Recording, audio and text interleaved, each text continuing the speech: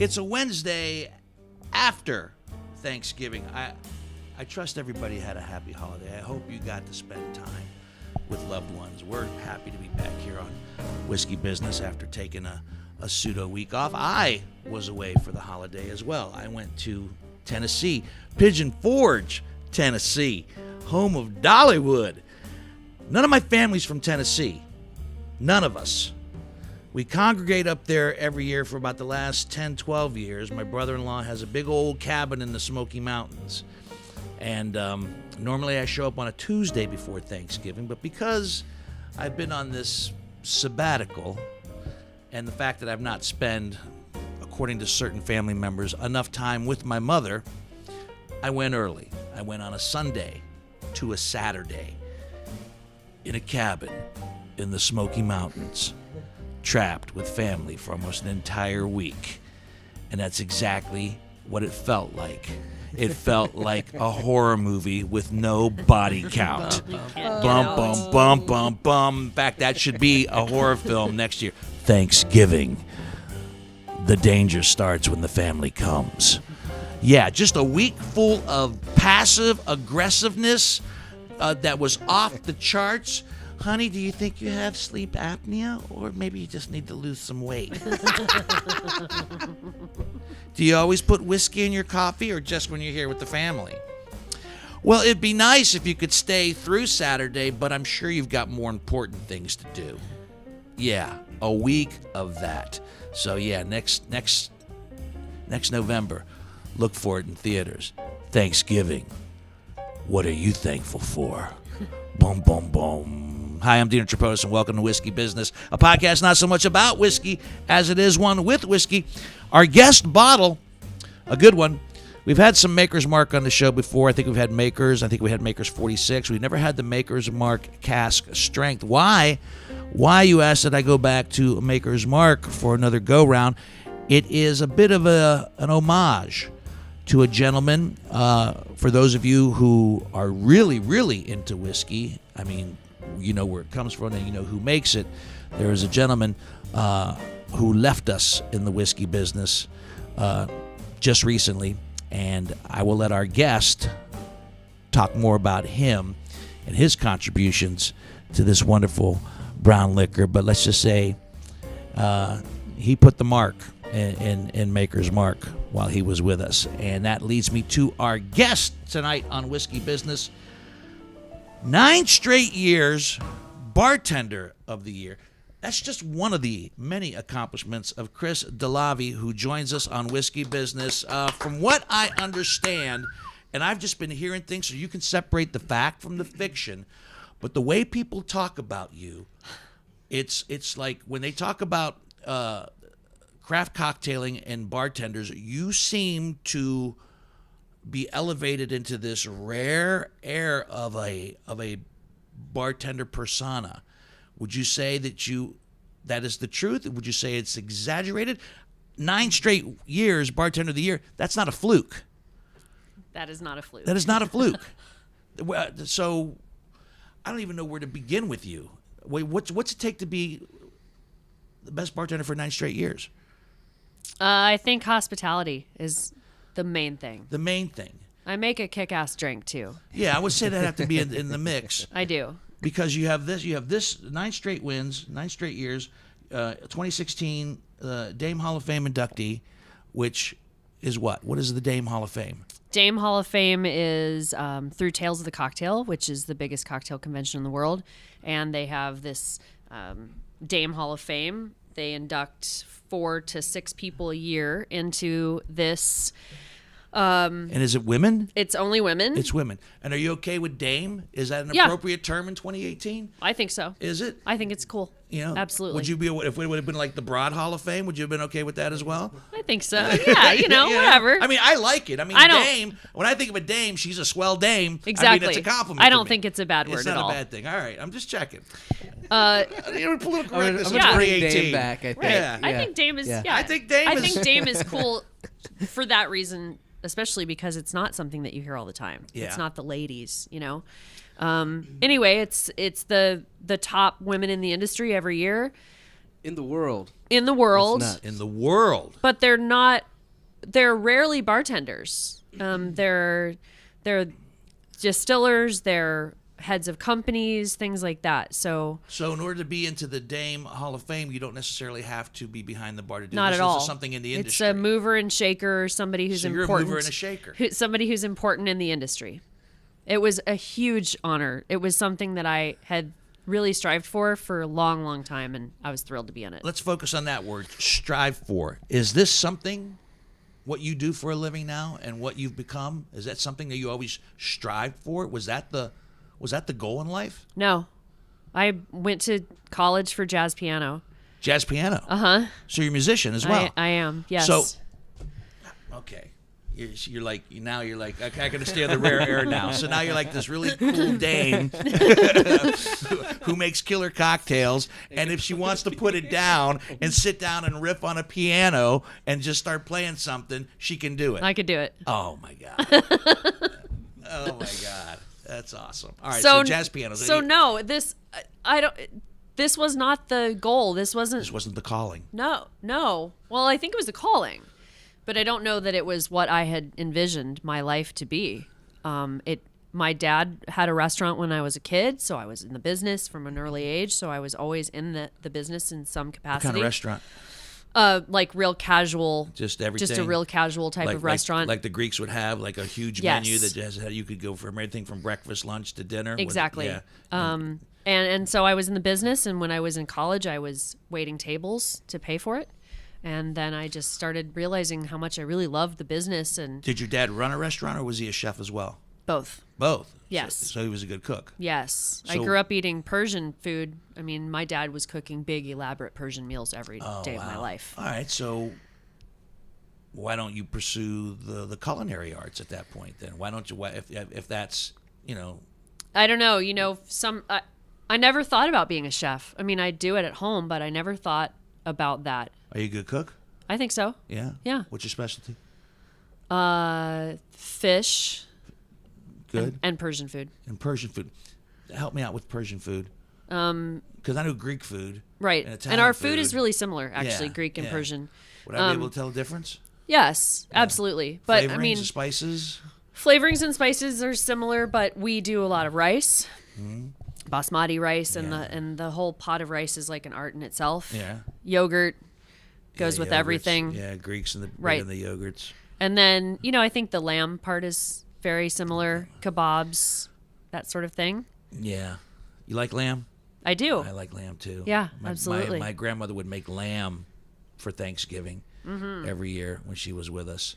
Lamb and ham, and I've said this on a previous podcast. I think she couldn't make a turkey to save her life.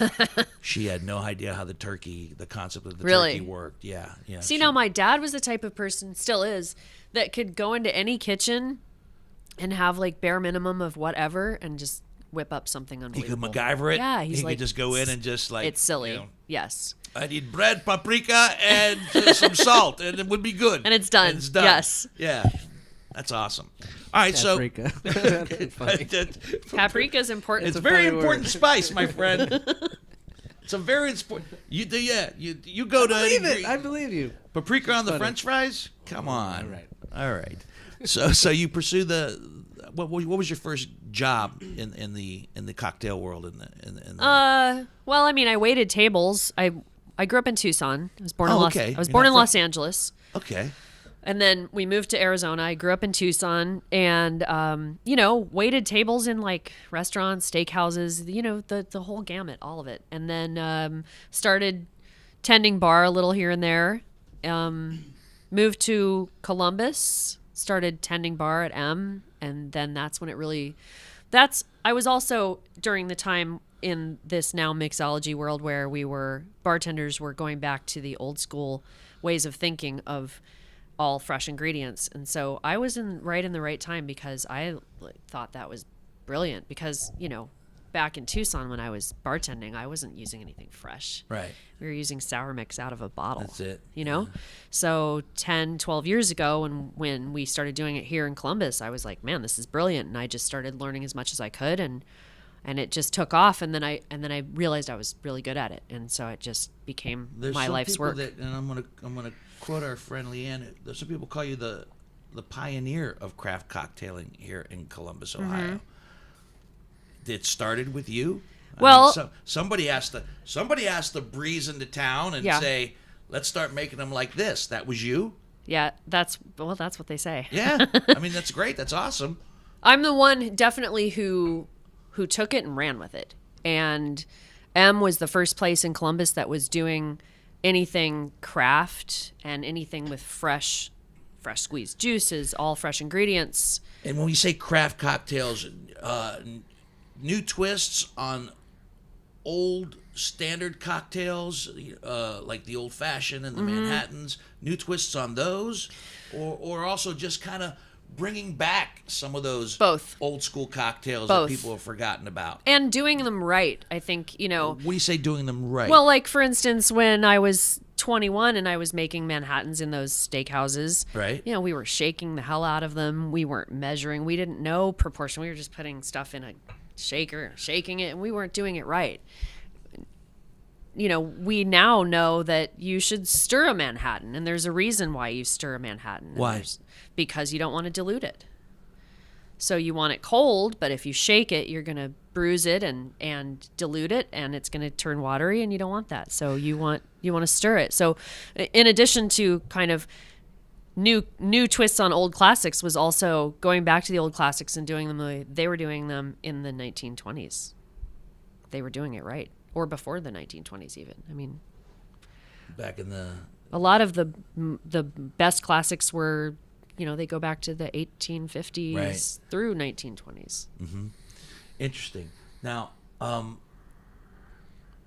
we mentioned that you were the 2016 inductee for the Dame Hall of Fame, and you mentioned Tales of the Cocktail, but there's another program.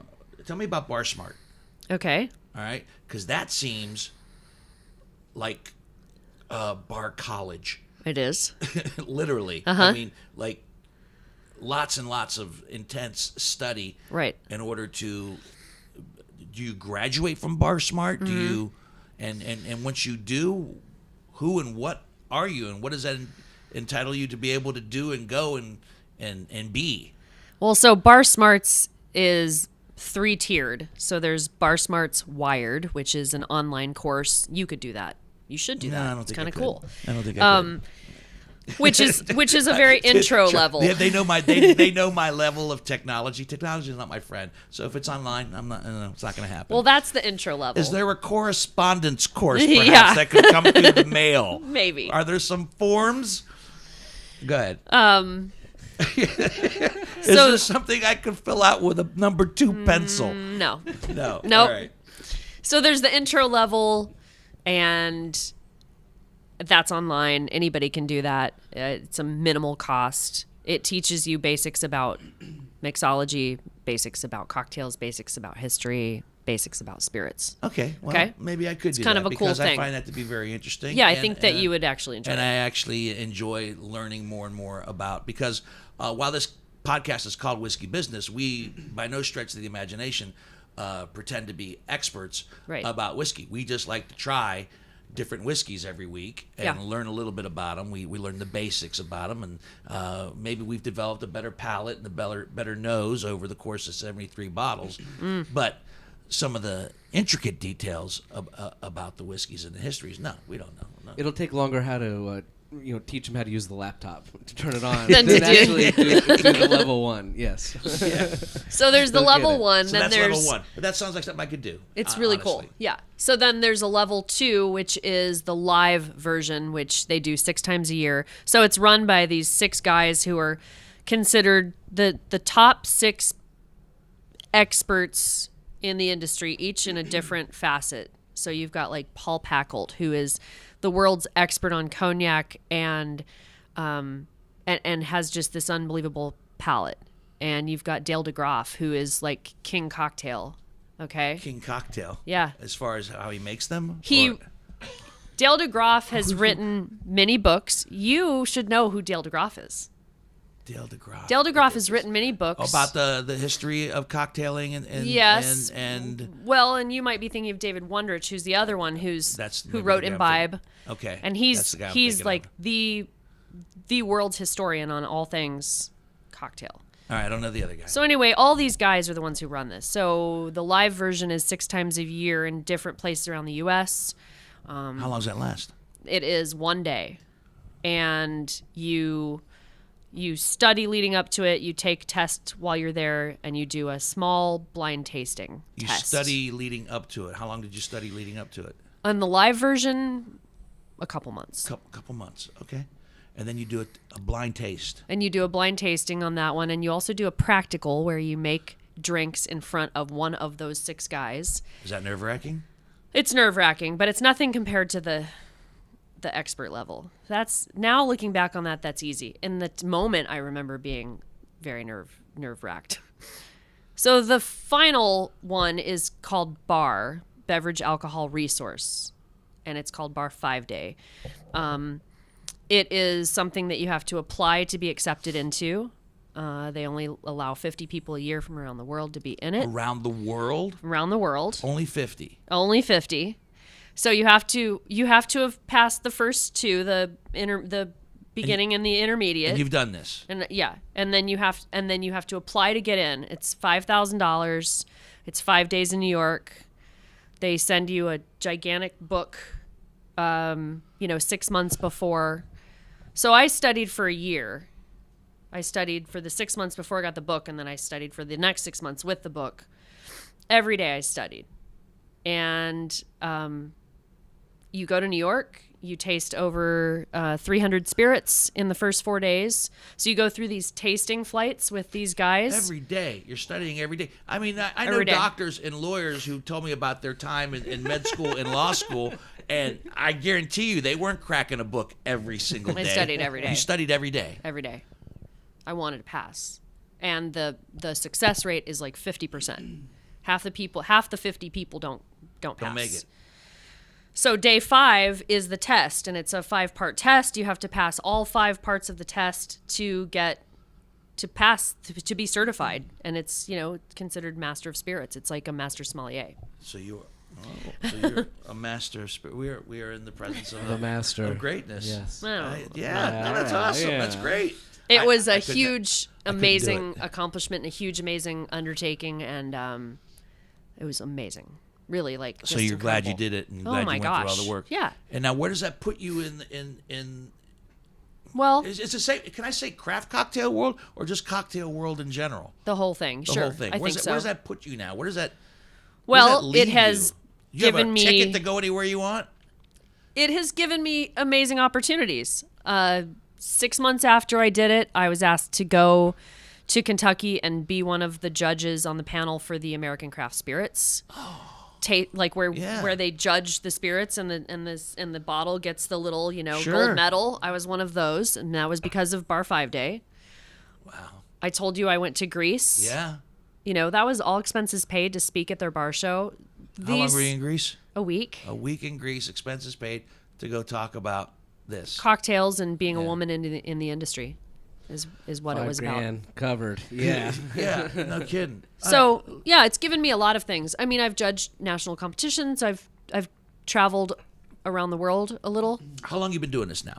Since you started bartending. I mean, technically, I've been doing this for 20 years. Okay, for 20 years. Mm-hmm. And how has being a woman in this industry changed from the time you started 20 years ago to where you are today? Tremendously. Yeah. And in what ways? Well, now you see women running bar programs. Some of the top bars in the world are run by women. You're seeing women who are distillers, who own companies for spirits and bitters and brand ambassadors, things like that. I mean, it just wasn't a thing 20 years ago. It definitely wasn't a thing 50 years ago at all. And are women getting more respect? I think so, absolutely. And they're winning competitions, big global competitions, things like that, in the past, I think there weren't even women competing in those sorts of things, let alone winning them. Why not? Because they didn't think they should. They couldn't. Nobody gave them. I don't know, honestly. There was a stigma. I think that men are supposed to be the bartenders. I think part of it was stigma. I think I know for sure that there are still in this country for sure, and of course in other countries where women are not allowed behind the bar. I mean, there are a couple of bars in New York that only hire men. Even me, even if I went there with my resume and they knew that I'm as qualified as any of those guys, they don't hire women. They wouldn't just hire don't. women. They would maybe hire me to bar back for them, but they wouldn't hire me to as a bartender. Bar back. Yeah. What if you went in as a brand ambassador for whatever whiskey that they might have been selling? Then what about then? Would they have to suspend their rules? Well, they would allow that brand ambassador to come in and talk and do their thing, but you still wouldn't bartend behind their bar. That's crazy. It is crazy. So that still happens, and then of course in other countries that's still a major thing. And that's why when I spoke at that bar show in Athens, my audience was a lot of girls. And they all came up to me afterwards because they all want to bartend in Greece, and you don't see a lot of female bartenders in Greece. It's just not a thing yet. They're working on it. Yeah, we're a little behind. So when it comes, they're working on it. Some But of there are those so many things. talented girls out there, women. So I haven't personally experienced a lot of that in my life, and I don't know if it's because of where I've been, but I do know women who deal with that all the time. Okay. When you drink socially, what do you drink? Depends on where. Or do you even drink? I do. Oh, 'cause yeah. I know some people that the last thing they work at a bar and the last thing they want to see is liquor. Oh, no, I love booze. Okay, you love booze? Okay. Well, I mean, it's good. You should have a passion for it. I do. It depends. It depends on like where I'm at. If I'm Let me ask you a better question. Go ahead. Being the pioneer of craft cocktailing, can you drink normally like we're drinking right now? We've got some whiskey on ice. And can you just do that? And I love it, Yeah. actually. The simplicity of it. Yes. And at home, I think a lot of times I've been interviewed and people are like, are you making these unbelievable craft cocktails at home? I'm like, no. I want this with maybe a little bit of bitters in it and maybe even a little honey or, lemon, but nothing fancy. No. Mm-mm. If I go to a craft cocktail bar, I order off their craft cocktail menu because I want to see what people are doing. I'm fascinated with what other bartenders are doing. I want to check it out, taste it. If I go to a dive bar, I drink whiskey or gin and tonic. Do you like dive bars? Sure. Yeah? Definitely. Okay. What's the appeal to a dive bar as opposed to a craft cocktail bar? Hospitality. The hospitality, once again. Yeah. Yeah. I find some of the best hospitality Me too. has been in dive bars. Exactly. I'm in New Orleans. That's, I guess, another subject to talk about too. Is I'm in New Orleans every July for 12 days. I'm sorry. And it's rough. Yeah. 12 days in New Orleans. You'd have to bury me there. It's not a place you should be more than like 4. Plus, it's July and it's really rough. He's not coming back. No, there's certain places I can't spend more than 3 days at. New Orleans Las would be one. Vegas. Las Vegas. If I spent 12 days in Las Vegas, you literally would bury me there. But the good news is my funeral would be comped. Totally. big funeral. But we have a famous favorite dive bar. I mean, that's where we want to be at the end of a work day. We want to be there. And the bartenders know our names and know what we drink and love us and are happy to see us. And I love that.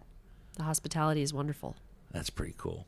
Where do you think this at first I considered it to be kind of like a subculture, the craft cocktailing, but now it seems to have gotten so huge where it is the culture. It's not so much a subculture now. It's like everybody's into the craft cocktailing. Where do you see the future of craft cocktailing going? And do you think it's going to continue to grow, or do you think it's going to kind of like pull back a little bit and then kind of level out? I think it's going to keep growing. Yeah? I do.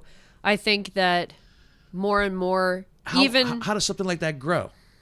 Well, I think even your dive bars, a lot of them now are doing fresh ingredients, which is awesome. They aren't necessarily doing fancy, smoky, crazy ingredient cocktails, but they have started to adapt to the fresh citrus and the fresh ingredients, and maybe they have more than just Angostura bitters behind their bar, things like that. The home bartender, more and more, I see it. I teach all the time to novices, and they want me to teach them how to make a balanced cocktail, and it's people who've never bartended a day in their life. They don't want to. It's not right. They're but they want to. They want to be able to make a good cocktail at home. At home, yeah. So I think in that respect, it's going to continue to grow. Yeah, I should probably take a course like that. But I'm one of those simple drinkers. I drink it, either neat. I know that water can be whiskey's friend. Sure. And some ice, but yeah. I don't know if I've ever seen you drink anything but like when you're drinking liquor, just straight. I just like to get to it. Do you like a Manhattan or an old fashioned? Do you Probably enjoy an old fashioned more than a Manhattan. Okay. And maybe it's because I've never had a Manhattan made properly.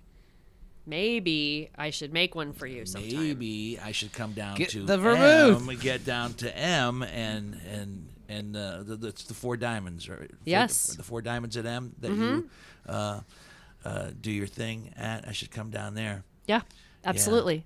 Let me make you a drink. Sometimes it's No, nice. No, you have to make me many drinks. Sometimes it's nice one drink won't do it. to switch this up. Yes. And add a little vermouth. I or bitters or whatever the case may be. And it's still a boozy cocktail. It's not like you're adding, cranberry punch to it. But once again, it's like I just want to, if I'm reading, a pour, Right. and it's right. If I'm writing, it's going to be a pour sitting next to me, and I'm smoking a cigarette. I get it's it. the simplicity of it. Which brings me to our guest bottle. The Maker's Mark, the cask strength Maker's Mark. This one's 110.7 proof. Why don't they just round it off to 111? Why do they do that? They have to be exact. They have to be exact. I know they have to be exact.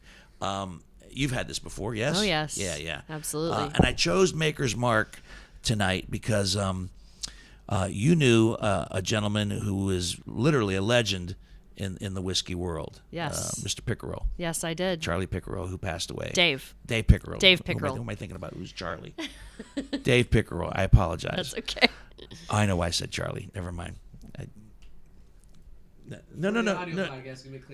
What? No, I know. No, I know somebody named Charlie who just passed away, so that's why it popped into my head.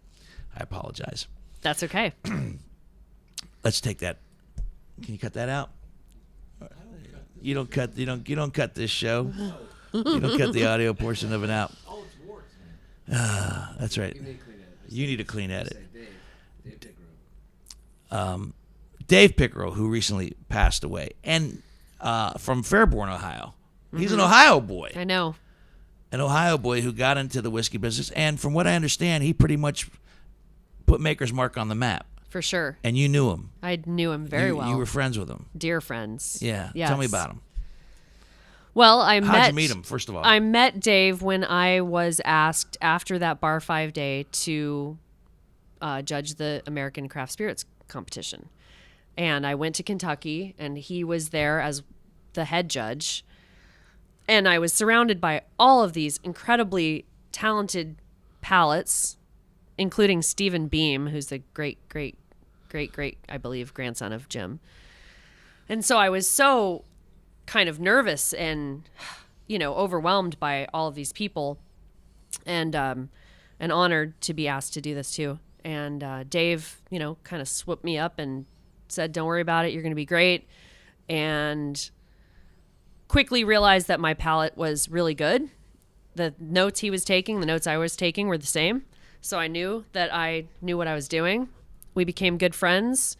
I see him every year at Tales of the Cocktail, which is what I am in New Orleans for 12 days every summer. And he was the distiller for Maker's Mark for, over a decade. And he is the one who kind of, started all of the marketing and Makers 46 and all these wonderful things. I mean, he was the guy. He was the one that kind of put it on the map. I mean, it had been around for a long time before him. Right. He made it famous for sure. Mm-hmm. And was he a whiskey guy from the get-go? He was a whiskey guy from the get-go. Yeah. And when he left Maker's Mark, he started his own consulting company and started teaching distillers how to distill and going around the country and mentoring and teaching distillers. He is responsible for Whistle Pig and many other whiskeys, including Metallica's collaboration with him most recently with Blackened. Blackened, which, clear this up for me. While it was being distilled, did he incorporate music into it? Yeah. So Dave had an engineering degree. The dude was unbelievably smart. He was a country boy through and through. He always had his big old cowboy hat on, but he was brilliant in his brain. Unbelievable. And so he patented this method where the sound waves would move the whiskey inside the barrel. I wish he was here right now because he could tell us more about it. But where those sound waves moved the liquid inside the barrels and added to its aging. What did he think that it added? I don't know. You would have. Yeah, I know. God rest his soul. I'd have to God ask rest him. his soul. Yeah, he'd have to. But the way he would describe it was unbelievable, and it was a real thing. It wasn't a gimmick. It wasn't some like chachi, like, hey, we're gonna put Metallica on and make the whiskey better. Right. But Kiss blood in the ink. They were in the barrels while they were like in the warehouse. In the warehouse, after playing they've music. already been in the casks. Yes. Okay. Cool. So a couple of months ago, when I heard about this whiskey, I watched the little promotional video and I saw Dave's picture with Metallica, and I happen to be one of Metallica's biggest fans. Oh, you are? Ever. You're a huge Metallica fan. Huge fan. Always have been since I was a teenager. And so I called him immediately and I was like, dude, what is this? What is this? Like, you're in the video with them. And he said, yeah, this is crazy. I couldn't tell you about it. He didn't know I was a fan. He wouldn't have. Like, there's no reason why he would have known. Why would it come up? Right. So I told him, yeah, I'm their biggest fan, blah, blah, blah. And he said, yeah, I've been working with them on this for, a year. And I said, holy shit. Like, that's unbelievable. Can I say shit? Yeah, you can say, we've said far worse. So a couple days later, he called me and he said, hey, listen, I'm going on tour with them for 4 dates. Why don't you pick one of those and come to one of the shows and be my special guest? And, you can come backstage and the whole bit. And I said, are you like, at that point, I kind of fell backwards and are you serious? He said, yes. I said, okay. I immediately got online, bought a ticket to the Philadelphia show on October 25th. Wait a minute, you had to buy a ticket? The ticket I bought. The rest was... You had to buy a ticket? I did. You had to still buy a ticket. Well, you're going to buy your own ticket, but once you got there... Yes. So once I got there, he had a hotel for me, and he rolled out the red carpet. And you met everybody? So he showed up. He flew in from L.A. We went to dinner with a bunch of food writers from Maxim and GQ, like, amazing. What a life you lead. And then we went to the show. We went backstage. We met everybody. It was like the best night ever. What was it like meeting, for lack of a better word, your metal idols? It was unbelievable. Did it meet your expectations? Of course. Were you disappointed? No, it was like how sometimes you have an idol and you meet him like, oh man, he was kind of a dick. No, it was like the third or fourth best day of my life. Yeah? Yes. Third or fourth? Yeah. Okay. I would have to think.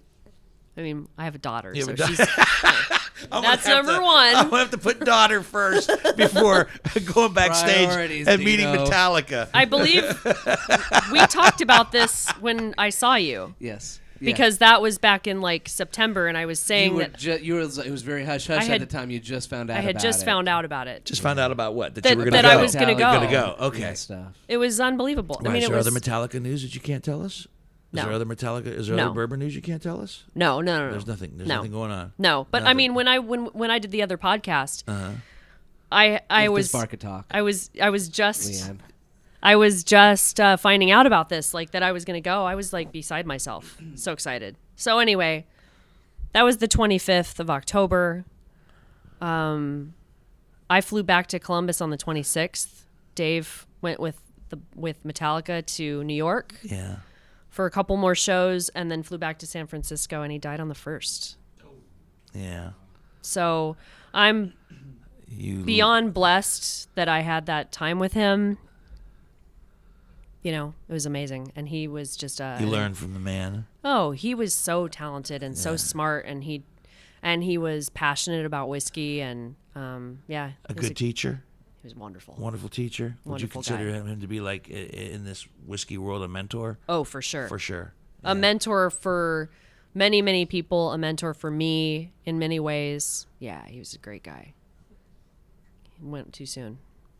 He was young, what, 62, 61? Something like that, yeah. Yeah, I say, yes, I agree. Being turning 60 next year, yeah, way too fucking young. Yeah. Yeah, with all Yeah. due respect. It was sudden and unexpected. So, cheers. Cheers, cheers, cheers, Mr. cheers. And that's Mr. why we Pickerel. chose the Maker's Mark tonight Yeah. to pay a little homage to Mr. Dave Pickerel. There you go. And what do you think about this as far as a whiskey? It's seldom that we actually get somebody who let's go back to palate. Mm-hmm. He said that you had a great palate. I know. How does one get a great palate? Are they blessed with a great palate? Do you develop a great palate?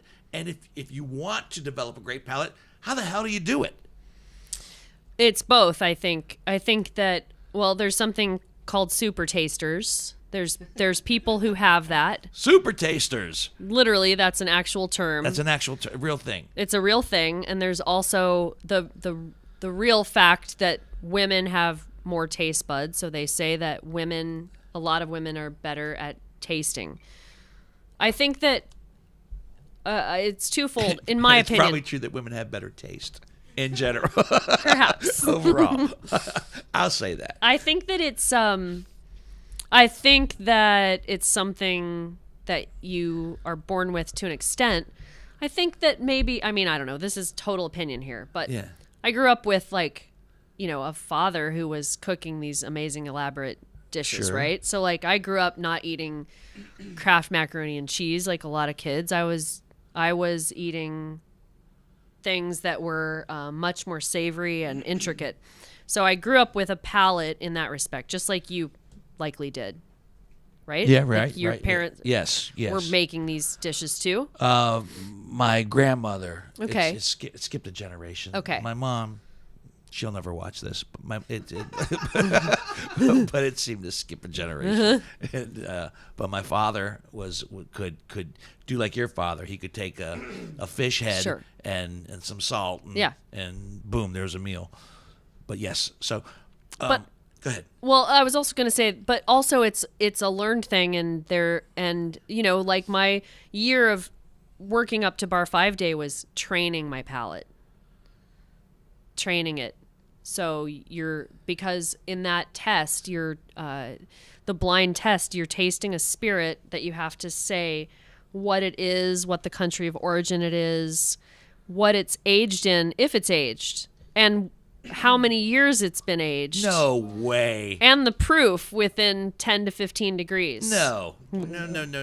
Absolutely. I mean, I've been in a bar where my friends have lined up shots of whiskey, and these are pretty common whiskeys, but I've been able to smell them, sip it, color, and say what they are. Now, we didn't have to say this is Maker's Mark, this is Woodford, this is Jameson, but what we had to know was this is whiskey from Ireland.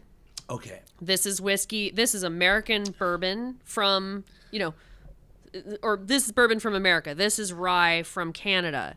Okay. Okay. All right. Well, I could see where. And when you have a lot of them in front of you, you'd be surprised how twisted up your tongue and your mind get.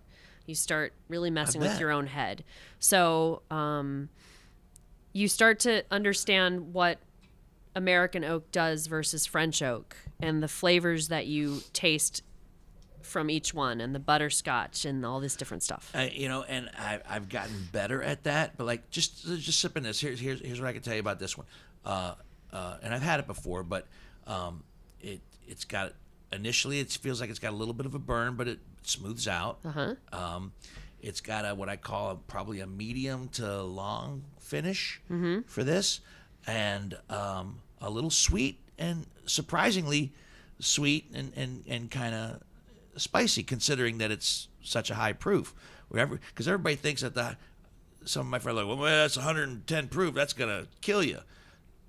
Surprisingly, a lot of high proof whiskeys are really smooth. Well, we're also drinking it with ice. A little bit of and ice, now water, it's diluted water, a little bit, so that helps kind of lessen that a little bit. And I pick up on the nose a little bit, but not as much as I'd like to. I can taste certain things in it. Like in this, I can taste some of the caramel and some of the about caramels as far as I got tonight. With okay. Because I'm a little congested. But but I mean that's as far as my level goes.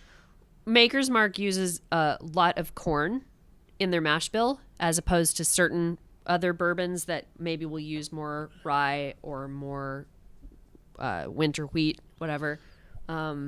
Maker's is a lot more corn, so you're going to taste the sweetness much more in Maker's Mark than, say, a Woodford or Bulleit. Right. Well, I shouldn't say who I don't care for, because I should. No, I will say it. I will say the Blade and Bow a little bit better. You like the Blade and Bow? Well, better if the Bulleit brand from the same place. Yeah, but being polite is saying that we don't like Bulleit. I don't like their basic bourbon, their Bulleit bourbon, but I like their ryes. Have you had the Bulleit 10-year? The Bulleit 10-year is a lot better than the regular one, or whatever it's called. Well, it's sat in a barrel a lot longer. Yeah, a lot more flavor happens the longer it sits in that barrel. That's what I was going to say. You read my mind. Yeah. You're on it. So, moving forward, what do you want to do? What do you want to be when you grow up? Where do you think? Where do you want this wonderful world of cocktailing to take you? Because you strike me as a woman / dame who has a plan. So I have a daughter, like I said, who's 19 now, and I was a single parent. So, my life has revolved around her. Good. For the last 19 years. Good. And it will, in some respect, it always will. But yeah, I have one that's 36, and trust me, it will. Sure. Yeah. So for the last 19 years, I mean, I'm here because of her, and grounded here because of her, and she graduated from high school a year ago. She's taken a year off, and I don't think it'll be long before she moves out. She still lives with me, and then I feel like at that point I can do whatever I want, and I want to do other things. I want to travel. I want to travel more. I've seen some other countries, and I've gotten the travel bug. There are many opportunities out there, brand ambassador opportunities. I mean, ultimately, like, I'd love to own my own bar. I don't know. That's tricky. What is? Well, owning a bar? Yeah, is tricky? I know that my bar would be unbelievably successful. Of course it would. I'm not worried about that part. But once I do that, I can't go anywhere because I'm married to it. Right. So I feel like I want to travel. I want to see the world. I have all these. Do you want to do what you do when you travel and see the world? Absolutely. Do you want that to be the means that gets you to these places? I want to go 100%. to, I want to go to Italy. I want to go to New Zealand. And I have friends in the industry in every country you can name. Literally. So I have probably saying, come. Oh, yes. Absolutely. I have those opportunities to go anywhere and bartend anywhere in the world. I was gonna say, would you do the equivalent of a residency? Yes. Would you go? That's exactly what I would for do. 6 months? Yes. To New Zealand and work in some establishment, and then 4 months in Paris, and you would absolutely. do that. That's awesome. That's exactly cool. what I'd like to do, and it's not a dream. That's like very attainable in my industry, especially with the contacts that I have. The cool thing about that is they have different spirits, they have different techniques, they have different fruits. When I was in Athens, I mean, Greece has obviously mastika and things that like if we have it here, it's like one brand, but they have many they brands have of mastika, and all these different things. We would pour it in a big spoon as a kid, the mastika, and just stick it in water, and then just eat it. Sure. And fruits and the techniques that the Greeks do. I mean, the number 4 bar in the world is in Athens. I did not know that. Yeah. And my friends own it. And just to watch them make like a gin and tonic, here we pour gin and some tonic and some ice and lime. Here you go. There you go. It's an art. And so that's why, like, for me, it wouldn't be just going to these other countries because cool, I get to go to, these other countries, but like learning all these techniques and things that they do in these different places, it would be just unbelievable. And would you also teach? Sure. I mean, you go to these other countries to learn and experience, but I could also teach. You'll probably bring something to the table as well. I'd also like to write a book. About cocktails. I'm not really sure. I mean, I have so many recipes that are all original recipes of my own. Yeah. So I would like to put them into a book with some kind of cool narrative of, maybe the combination of the cocktails and the traveling. Right. I think that would be super cool. Speaking of people who have passed away that were kind of fascinating and interesting and led amazing lives and had amazing adventures, maybe you're the next female Anthony Bourdain of cocktailing. That would be amazing. Wouldn't that be pretty amazing? Yes. To go to do what you do. And that to would travel ultimately to travel to all these different places. And I would love to do that on television. Like, I'd love to do exactly what he did. Right. I was just having this conversation with my brother like 2 days ago, literally. And I was telling him about like the Boozy Traveler and these different shows. They're okay. They're okay. They're okay. But it's just a regular guy, right? I mean, it's just it's not a person that has as much experience as you. Yeah, I would love to do that. And I don't know why that hasn't happened yet. Food Network. Well, are they aware of you? I don't think so. Well, then make them aware of you. I mean, obviously, if you have as many contacts as you this say, podcast, she will. Yeah. After the 17 people who subscribe to listen to this, one of them is going to have a connection to the Food Network. No, seriously. I mean, that just seems like a no-brainer to me. That would be amazing. Yeah. To go to different parts of the world to do what you do and experience, share, because Bourdain knew his stuff, right? But he also experienced and learned from and discovered amazing things that he was completely unaware of. What an incredible life! And I think I found it for you. There you go. I think I found your next chapter, and that's when you write the book. All right. We all got something out of this tonight. And that's the end of the show. We all got something out of this tonight. We planned your future, your destiny. We had you as a great guest. Our guest has been Cris Delahvi. Winner. When's the next competition where you might be doing it? It's in May. It's May every year. May. 614 magazines. So, will you go for 10 in a row? Oh, absolutely. Yeah. I have all the intention. It's 9 has to be unprecedented already. It is. Yeah. Yes. Of right. course. Has anybody ever won it more than once? Well, it's only been in existence for 9 years, so I've won all of the 9 years. Oh, she should retire after 10. All right. Okay. My plan is to stop after 10. That's I told 614 after I win after 10 that I'm done. You're gonna retire and but I want them to change the name of the award. Oh well, that seems fair. That's fair. That seems fair. Oh hell yeah. But then I'm gonna stop because give the other kids a chance. Sure. there's probably kids like, oh, what's the point?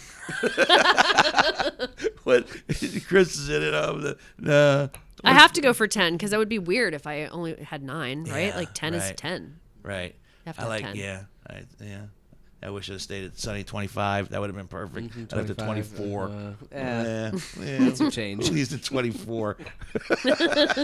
Who leaves at 9? Right. You go for 10. Got to go for 10. Go for 10. Well, sure. I wish you the best of luck. Thank you so much. And I thank you so much for being thank you. with us. I hope you had fun. It's my pleasure.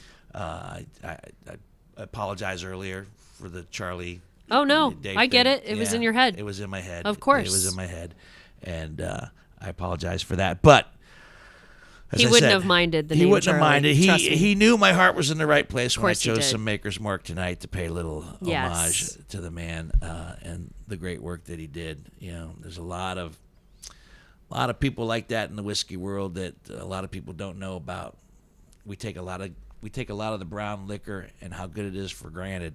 Oh, gosh. The work that goes behind it and the Right. talent behind what a master distiller really is like unbelievable. Unbelievable. Mm-hmm. And we have had a master, a bartender, craft cocktailer. What label do I put a label on it? I don't know. Mixologist? What? I mean, there's so many of those, and there's bartenders out there who get offended if you call them a mixologist. Mixologist, I'm a bartender. Like, whatever. I'm a bartender. I mean, ultimately, I'm a bartender. I tend the bar. I take care of the people who come to the bar. I like all the titles that you can give me. I love them all. All right, well. They're great. As long as they're all complimentary, you deserve They're all great. of them. Thank you you. deserve all of them, including pretty cool dame. All right, Whiskey Business is a Never the Luck production, produced on the video side by that man right there, John Whitney. Hi, Johnny. You check us out on, Nice. on our YouTube channel, and on the audio side, of course, by Mr. Greg Hansberry. All the opinions and questions come from me, your host, Dino Tripodis, and are never meant to offend or get you upset, only to entertain and inform and thank you. I've learned so much. And I feel like I could keep talking to you after this and learn more. Thank you for being a very open, gracious, and educational Thank you. guest. Thank you so It's been much pretty for awesome. having me. Thank you so much. So, kids, until we got some fun stuff planned in the month of December, I'll tell you that. We're definitely going to tug on the holiday heartstrings in the weeks to come. So please keep tuning in, and thank you. We've gotten some great reviews from people that we need to share. I pulled one up. Actually, I was just. You know what? Let's we know we had a nice toast to Dave. Let's have a nice little review on the way out. This one is from Magnavox. That's their name. Magnavox? Yeah, and they say it's titled Binge Listening, which when you're driving around in the holidays, this is perfect. Had to catch up on the podcast. I listened from on the way home from Roanoke, Virginia. Each show had great content, great entertainment. Thanks, Dino and team, for keeping it interesting. So there you go. Love it. If you're, That's great. Nice. visiting grandma. And this one has been a little more booze-centric, which is good for some of our whiskey fans who liked it, so thank you for that. But also, Yeah, absolutely. you're kind of a fascinating woman. Oh, thank you so I much. think you got a very, very interesting future Thank you very ahead much. of you, and we'll be excited to Appreciate hear it. more of your adventures in the months and years to watching come. them on TV, you never know. That would be very cool. I'm going to say, you know what I'm going to do? You know I'm going to take complete credit for it. Right? I'm Of gonna course. I'm going to be sitting in my living room half in the bag going, I gave her that idea. I'm going to go with her. I'm going to be her, bag carrier or something. I'm the one that says she should be the Dame Bourdain. Bourdain. All right, we got to wrap it up. Until the next bottle, see ya.